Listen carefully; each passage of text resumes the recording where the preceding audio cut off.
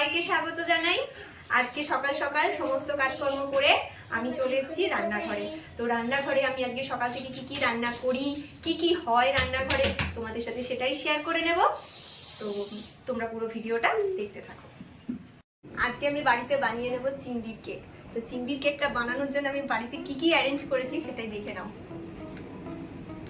চিংড়ি মাছের কেক এই রেসিপিটা করার জন্য আমি এখানে যে ছোট চিংড়িগুলো হয় সেগুলো ভালো করে ছাড়িয়ে নিয়ে ধুয়ে আমি রেখেছি। আর নিয়ে নিয়েছি দেখো 1 বাটি মতন নারকেল কোড়া, আর এখানে রয়েছে রসুন, কাঁচা লঙ্কা আর গোটা জিরে। চিংড়ির কেকটা বানানোর জন্য আমি চিংড়ি মাছগুলোকে ভালো করে বেটে নিয়েছি। আর এখানে আমি আরেকটা বাটনা করছি, তার জন্য নারকেল, গোটা জিরে, কাঁচা লঙ্কা আর 2-3 কোয়া মতন রসুন নিয়েছি। এটাকেও আমি ভালো করে পেস্ট বানিয়ে নেবো। দেখো এর মধ্যে আমি দিয়ে দিয়েছি চিংড়ি মাছ বাটা আর নারকেল, কাঁচা লঙ্কা, জিরে, রসুন বাটা, দুটো বাটা দিয়ে ওর মধ্যে হলুদের গুঁড়ো, নুন, মিষ্টি আর সর্ষের তেল দিয়ে ভালো করে আমি মেখে নিচ্ছি। আর হলুদের গুঁড়ো দিয়ে ভালো করে আমি মেখে নিচ্ছি। রান্নাঘরে দেখো ভাতের হাঁড়ি বসে গেছে, আর এইদিকে দেখো আলু উচ্ছে ভাজা হয়েই এসছে, আর একটু বাকি আছে। আর ওদিকে তো আমি চিংড়ির কেকটা রেডি করছি।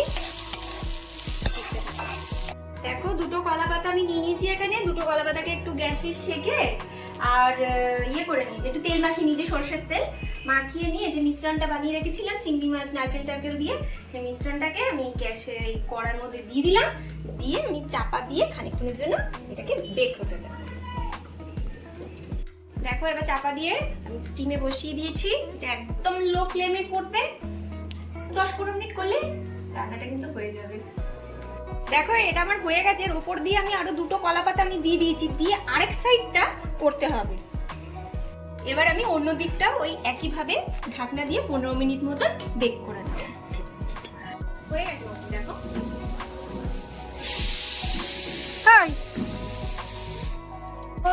20 মিনিট 25 মিনিট পর আমি এসে গেছি।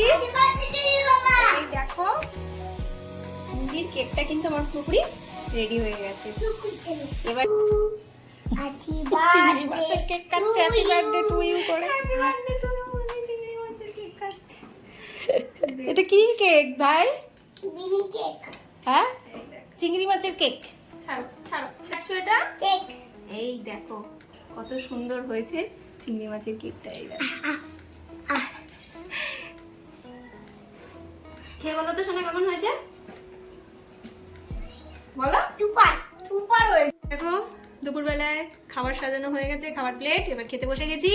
দেখো যে কি হয়েছে তোমাদের বলে দিই। ভাত হয়েছে, চিংড়ির কেক যেটা তোমাদেরকে দেখালাম, এদিকে দেখো উচ্ছে আলু ভাজা, আর এটা হচ্ছে বাঁধাকপি চিংড়ি মাছ দিয়ে, আর এদিকে দেখো হয়েছে চিকেন, আর হয়েছে মুগের ডাল।